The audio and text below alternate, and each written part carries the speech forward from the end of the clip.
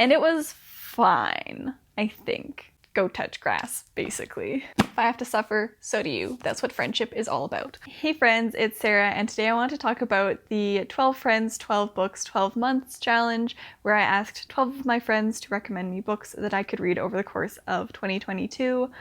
And I did manage to complete this task, just barely. I was down to the wire. New Year's Eve, I was like reading till like 10 p.m., but I did finish it, so I wanted to give y'all a wrap up of those books, some like thoughts on the recommendations. Did my friends do a good job or not? Do I have to cut some of them from my friend group because the recommendations were so bad?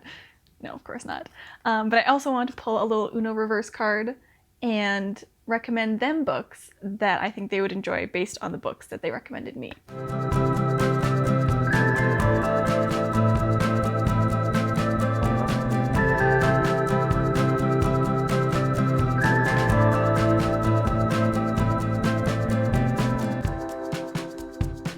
So, it's also a little bit of a, if you like this book, you may like this book, tailored a little more specifically to my friends, but it may work for you as well if you enjoy these books that I'm talking about. Over the course of the past year, as I've been reading these recommendations from friends, I feel like there's been a few takeaways from this challenge that I really enjoyed. And these are also the reasons that I will be doing this challenge again for 2023. That's going to be a separate video because otherwise this one would be super long. So you can subscribe and keep an eye out for that one that's coming soon. But for this one, I feel like I managed to read more diversely, like genre-wise, than I would have just picking books on my own. Like I had some friends recommend me like mysteries, thrillers, and I don't read those books because I'm a little scaredy cat. But it was really interesting to be able to read a wider range of genres. I also feel like I ended up liking some books that I wasn't sure I would like, which was great. There were a couple that I like thought I might like and then like didn't really like. Some of those were like romance, so I really discovered that like I have a very particular taste in romance, and I feel like for me, more than any other genre, romance is like, I'm very picky with it. It has to be exactly what I want or I will like hate it.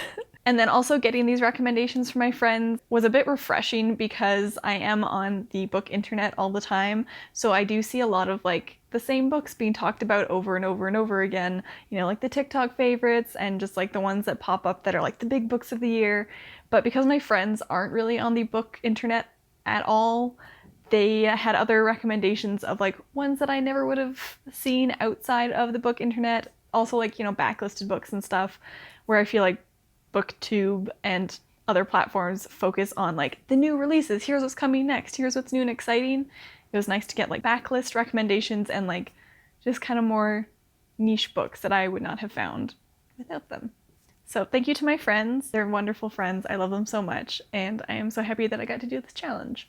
I'm going to talk about these books in the order that I read them because I'm not trying to like rank them and rank my friends. That's a little mean. But we're just going to discuss these in the order that I read them. So first off, I read Paddlenorth by Jennifer Kingsley. This was recommended to me by my friend Katie. And Katie is very like outdoorsy. She loves camping and hiking and the ocean. So this was like a very Katie recommendation because it is a nonfiction book that follows the author and like 5 friends, companions who all go on a canoe trip to the Arctic. I gave this one 4 stars. It was a really good adventure book. It was a little like, oh, that's so nice for you, couldn't be me, because why would you go canoeing in the Arctic? But it was still a very interesting adventure, and I liked being able to read about it and not have to do it myself. My only like complaint with it was that it was written several years after the trip, so she was kind of relying on her like memory and her journal to write this book. So I found that some of the emotions were like a little more distant than I might have enjoyed. It was still very engaging and gripping, and there was some like thrilling elements in there as well. So a really good adventure story. And so based on that recommendation and who Katie is as a person, I think she would really enjoy Rising by Sharon Wood. This is a book about the first North American woman to summit Everest, and she's also Canadian, like us, so extra bonus. But it's again got those kind of like thrilling outdoors elements and like a woman author and protagonist, I guess, because it's an autobiography, it's a memoir. Yeah, just like a really good female-centric outdoors adventure story. So I think Katie would enjoy that. Up next, I read The Love Hypothesis by Ali Hazelwood. I know I had said that like my friends recommended me books that I wouldn't see on BookTube, but this is obviously an exception. It is, however, one of the ones that I would not have picked up myself because I had seen like reviews on it and I was like, this doesn't appeal to me. And then my friend recommended it and I was like, okay, I guess I gotta do it. I gotta see what it's about. And it was fine, I think. When I read it initially, I gave it 3 stars, and I have like a whole video where I talk about it. So I'll link that up top and in the description. But basically, I think it was a fun romance, but it was just too cringy, and the further away I get from it, the less I like it, because the more of like the cringy parts that I remember. Like, I don't remember any of the nice romance that I enjoyed when I read it. I just remember the uber cringy part that really stuck out to me. So 3 stars at reading, but I feel like if I were to rate it now, it'd be more of a 2 stars. I'm so sorry, Jenny. I feel so bad. She feels so bad about the recommendation. But it's not you, it's me. I'm very particular about romance, and this made me realize that. Based on the kind of like humor and the romance in this book, I think Jenny might enjoy The Viscount Who Loved Me by Julia Quinn. This is the second Bridgerton novel. I did enjoy the TV show better than the book, but I think the book has that similar kind of a little cringy humor. It's like a little awkward, you know, he's like sucking bee venom from her chest and you're like, what is happening? No one would do this in real life. So I feel like The Love Hypothesis and The Viscount Who Loved Me have that in common with each other. So she might enjoy that. All right. The third book that I read was a recommendation from my friend Luam, which was Transcendent Kingdom by Gyasi. I gave this one 5 stars. It was excellent. It was like literary fiction following a Ghanaian family in Alabama, and like the main character is going to school for neuroscience, and she's like studying addiction because she had lost her brother to addiction when he was younger. And then her mom like comes to visit her and is like depressed. So it's just this like, I don't know, amalgamation of like science and addiction and faith and like mental health, and it covers so many very important topics so well, and the writing was beautiful. I just loved it. I thought it was great. And because of this recommendation, I think that Luam might enjoy The Antidote for Everything by Kimmery Martin. This one follows a doctor and her like friend and colleague who is a gay man as they like work at a hospital, and then the hospital implements a policy where they are not allowed to treat trans patients anymore. So it is the main character and her friend like trying to fight the system, trying to figure out like, do we keep our jobs so we can keep, you know, making money and survive, or do we like fight them and lose our jobs but like stay true to our values? So I think it has similar kind of like themes around like morality and ethics and wanting to like do the right thing but not being sure what it is. It also has a similar kind of not quite academic setting, but you know, Transcendent Kingdom was a neuroscience student and this has doctors, so we're kind of similar on there. And Luam's in medical school, so maybe they will like the doctor aspect of it as well. After Transcendent Kingdom, I read Candide by Voltaire. This was recommended to me by my friend Jessie, and it is a French classic which is basically like a philosophical satire where the author is making fun of the optimism of like his main character, who is just like, this is the best possible life, even though everything's awful and I'm getting hurt and everything's terrible, but I guess this must be the best that it's could ever be. I gave this one 3 stars. It was weird. It was so weird. It was a little too like vulgar for me. There was a lot of like weird graphic things happening in it that I did not enjoy. But like overall, I feel like it was like, oh yeah, it's kind of funny. I don't know. It was fine. It was acceptable. My recommendation for Jessie is The Diary of a Bookseller by Shaun, Bythell, who is the owner of the bookshop in Scotland. And this is like his personal diary, basically. It is nonfiction, and I think Jessie would like this because it's kind of like the same philosophy but presented in the opposite way as Candide. So where in Candide, like the author is like, this is so stupid to be optimistic, and like I will show you this by having like the most optimistic man be dumb.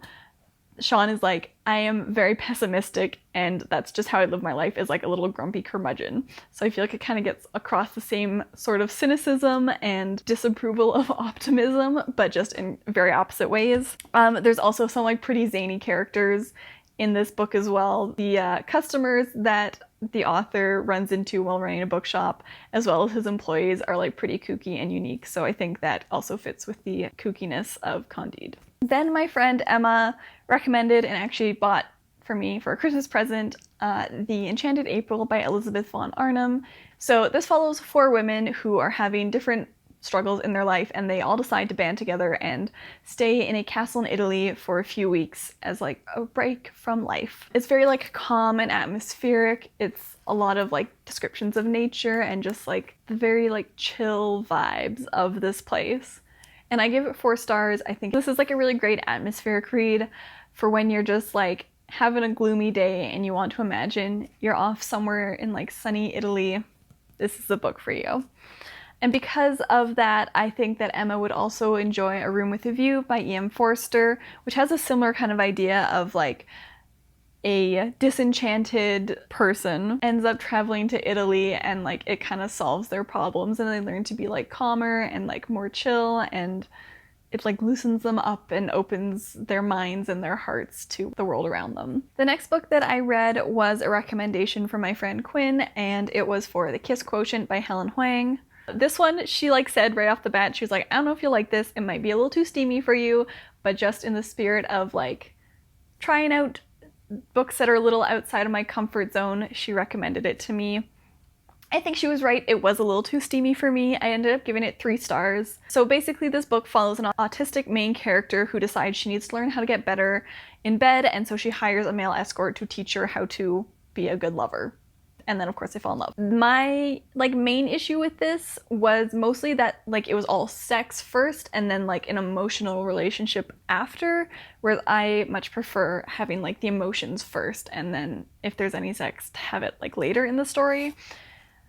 Because I did really enjoy the parts where like our main character and love interest are interacting with each other's families and like the very sweet emotional bond they do form later on in the book. I did enjoy that. I just wasn't a huge fan of all the sex right off the bat. So I did give it 3 stars, and I think if it had been like reversed, I probably would have given it more stars. But based on that, I think that Quinn should read Business or Pleasure by Rachel Lynn Solomon. Disclaimer, I have not read this book yet, but I have loved everything Rachel Lynn Solomon has been writing. Every book that she's written has gotten better than the last, and I did recommend Weather Girl to Quinn earlier on. But I think this book by Rachel Lynn Solomon kind of hits more of the similar points to like The Kiss Quotient. It's about a ghostwriter and an actor who have like a really lame one-night stand, and she's like, that wasn't good, but whatever, I don't have to ever see him again. And then they find out that they are actually writing his book together. So she confesses to him that she did not have a really great time at the one-night stand, and he is like, oh my god, this is the worst thing that's ever happened to me. I must learn how to become a better lover. And so they enter into a similar agreement where they're writing the book together, and then she's also teaching him how to be better in bed. So I feel like that aspect of like one of them teaching the other how to be better in bed is the same for both books, so I think Quinn might like it. I think it's also probably got similar levels of steaminess, and again, like sex before a relationship. So I feel like all those points are the same, so Quinn might like this as well. Up next, I read The Boy in the Moon by Ian Brown. This was recommended to me by my friend Anna. I give it 4 stars. It is a nonfiction book about a dad whose son has like an incredibly rare developmental disorder, and the struggles of like trying to figure out what's wrong with him, trying to like provide care for him and make sure that he gets all the attention and care that he needs. This was really sad but uplifting. It's one of those ones where you're just heartbroken for this family, but the dad also is like, you know, I've learned so much from my son. He has brought so much light into my life. So it is uplifting as well, but it was so sad. Especially felt for the parents when they were trying to make the decision what to do with their son when he was getting older and bigger, but still like his brain wasn't developing as well, and they were trying to decide, should they put him in a home? Does that mean they failed him if he ends up in a home? And it was just absolutely heartbreaking, but you can just see how much love they have for their son all throughout this book. So because of that, I think that Anna would actually enjoy Nobody Ever Talks About Anything But the End by Levine. This one I read a few years ago, but it's about losing a sibling and like the grief of that. It's also nonfiction, and the author lost her sister, who had like paranoid delusions, and her mental health was suffering really bad, and she ended up committing suicide, I believe. But this book is written in a form of like a grief dictionary, if you will. So every little like vignette is a different letter of the alphabet, a word, and then how that relates to her like sister, or the experience of the grief that she's gone through in the wake of her sister's loss. So this also deals with like complicated family relationships, and how as much as you want to be able to save your family, you can't always do that. You're just human, and you can't be everything for one person. I think it has similar themes around health, whereas The Boy in the Moon was like more kind of like his physical and like developmental health, and this is more around mental health, but then also just the complicated family relationships and the difficulty in letting go of a family member, whether that be so they can be cared for somewhere else or through death. So the next book that I read was actually several books, and this was one of the ones that was like really outside my comfort zone. So my friend Iliana recommended me any book by Yrsa Sigurðardóttir. I'm so sorry, I still don't know how to pronounce her name. I have a whole video where I read a bunch of her books, which I will again link up top and in the description, but I did enjoy her books so much that I bought like the last 2 books in the series because I couldn't stand waiting for them to come in the library, because it was going to be several weeks. So I did actually physically buy 2 of her books, so that should tell you how I feel about them. I ended up getting hooked on her Freya and Huldar series, but Yrsa Sigurðardóttir writes like Icelandic crime thriller noir books. It follows a detective and a child psychologist as they try and solve assorted, horrifying crimes. It's very gruesome sometimes, like the crimes that she describes are very horrifying, and I'm concerned how she comes up with these crimes. But there are excellent plot twists in here, and I really love the relationship between the 2 main characters. I think it's so interesting, and I was just a little bit obsessed with them for like the last few months of last year. Because of that, I think my recommendation for Iliana would be a Ruth Ware book. Not necessarily this one, this is just one that I own, but Ruth Ware also writes really gripping mystery thriller books. I don't find her characters quite as engrossing as the ones from Yrsa, but I do find that she has good plot twists, and she writes like tension and anticipation and suspense really well. It's like a less gruesome alternative to Yrsa. It's also the only other like thriller author I've read, so I didn't really have much to go on for Iliana, unfortunately. I mean, I think she's not caught up on the Freya and Huldar series, so that would be my recommendation. Just like keep reading the rest of the series because it keeps getting better and better. Does that count? I don't know. So then after that, I was still in like a kind of thrillery mood, so I picked up Gone Girl by Gillian Flynn, which was a recommendation from my friend Amelia. Again, kind of out of my comfort zone, but I had seen the movie when it first came out, which I think was a little detrimental to like reading the book, because like I knew some of the plot twists that were in here. However, it had been long enough that I didn't remember all the nitty-gritty, so I wasn't like, that wasn't in the movie. I gave Gone Girl 4 stars. I thought it was very engaging. I really enjoyed how the author made you kind of root for both and neither of the main characters. You're like, oh my god, I can't believe he would do that. And they're like, oh my god, I can't believe she would do that. And then I felt myself flip-flopping between who was like the worst person in this relationship, because they were both pretty awful. But I definitely think this is one of the ones where you should read the book before you see the movie, or maybe just like choose one format, because the like best part of it is some of the plot twists. So my recommendation for Amelia based on this would either be like another Ruth Ware book, because again, that's the only like other mystery thriller I've ever read, or I would say In Cold Blood by Truman Capote. This one is actually a true crime story, but it's written as though it's a fictionalization, kind of like it's written like a novel. It doesn't feel like true crime, and the author also takes some creative liberties. Because it's written like a novel, you're like, there's no way he can know exactly the conversations that were being had. But it's the story of a murder of a whole family, and I do feel like the author does a good job of making you maybe not completely sympathize with the killers, but like you almost care for them. He follows like the family, and he also follows the criminals who commit the murder, and so you do become like a little bit attached to both sides of this, in a similar way to Gone Girl, where you're like, I can kind of like feel for both of these sides. Okay, then my boyfriend recommended that I read The Future of Life by Edward O. Wilson. This is another nonfiction book by like a super famous scientist. He's won the Pulitzer Prize before, and this is about climate change and kind of like what the world is going to look like in the future if we continue the way we are, and also solutions to prevent that future because it's not a great future. This was written 20 years ago, so I had a good time looking up the different statistics that he quoted in here and kind of comparing it to nowadays what things look like. We've not done a lot of the things that he recommends in this book. And that wasn't great. There were a few like numbers where I was like, hey, we are doing good. Like there was some endangered rhino species where we have been slowly like increasing the population and they're getting out of like extinction territory and just to like endangered. So like that was great, but there were a lot of things in here where it's like, yep, we are on the worst case scenario. Love that, thank you.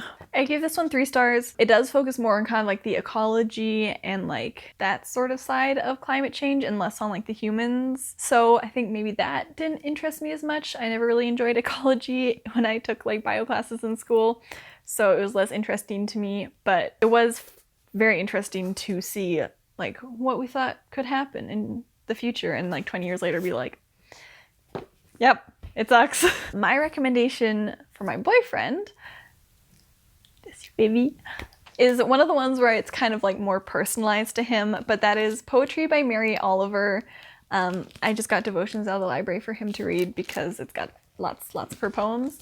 But the reason being is that he had expressed a desire to try and like read more poetry, and Mary Oliver writes very beautiful poetry about nature. So I think this is kind of a good companion to The Future of Life where you're like, oh my god, all the animals are dying, we're all gonna die, it's terrible. Mary Oliver has like a very like calm, atmospheric way of writing about nature where it really makes you feel connected to nature and makes you want to go like wander out into a park and like go touch grass, basically. So I think Poetry by Mary Oliver is a good sort of follow-up to The Future of Life in appreciating the beauty of nature. The penultimate book that I read was War of the Worlds by H.G. Wells. This was a recommendation from my friend Nathaniel, and this was one of the ones where I was like, I don't know, I don't really enjoy reading classics, and it sounds kind of to me. I'd never seen any of the movies or anything, so I wasn't sure I would like this, but I really enjoyed it. I gave it 4 stars. I think this goes on my list of like classics that are actually decent and good to read, because I feel like a lot of classics are very difficult and inaccessible, but this one was like written very accessibly. There wasn't a lot of like old-timey language that made it confusing. It was very engaging, and like there were thrilling aspects again, like kind of an adventure story. Just like a really good like science fiction take on like what happens when Martians come to Earth and try and kill everyone. And it also felt like it evoked emotion very easily. Like I was like, oh, I'm scared, and like, oh my god, is this guy gonna die? Is he gonna make it back to his wife? So I really enjoyed it.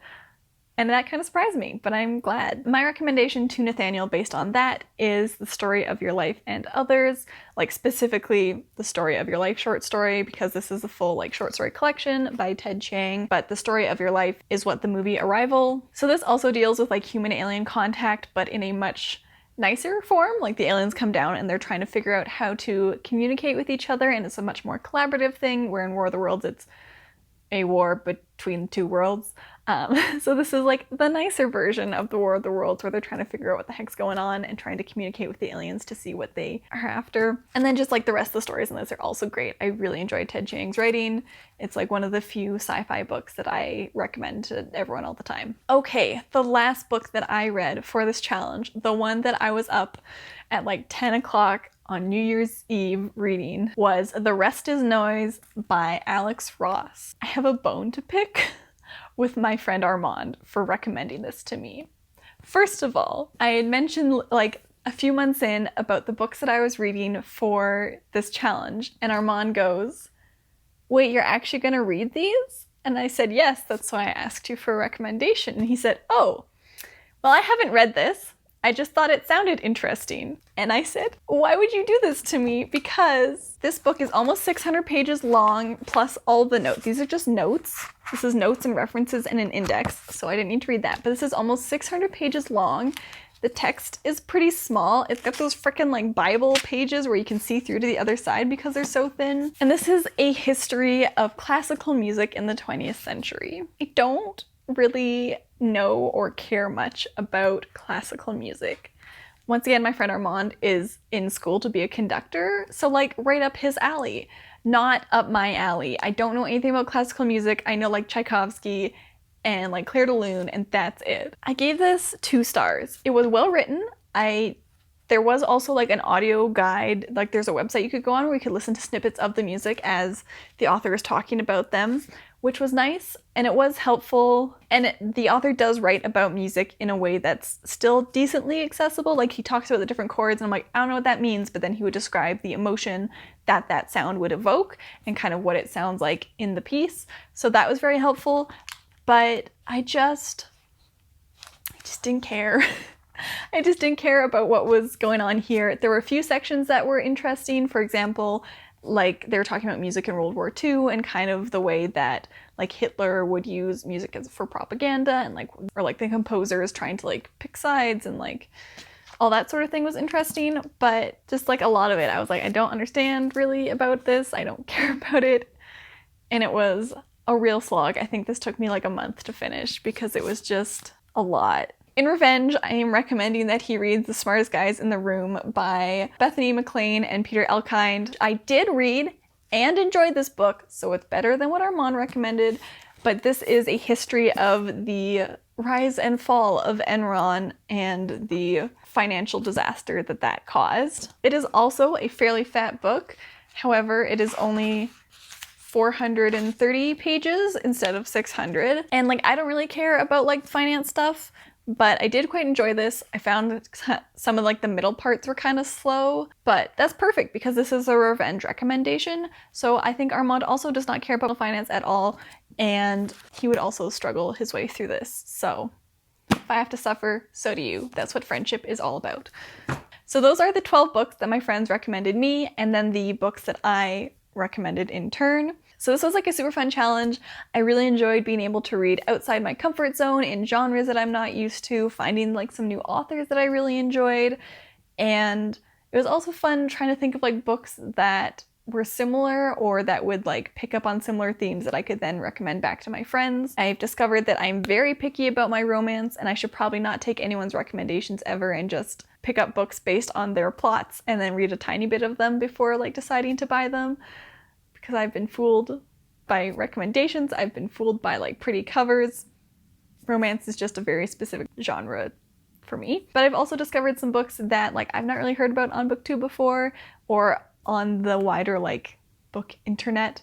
So that was really awesome as well. And so because I had so much fun doing this challenge over the year, I am going to do it again for 2023, but that's going to be a separate video because this one's already very long.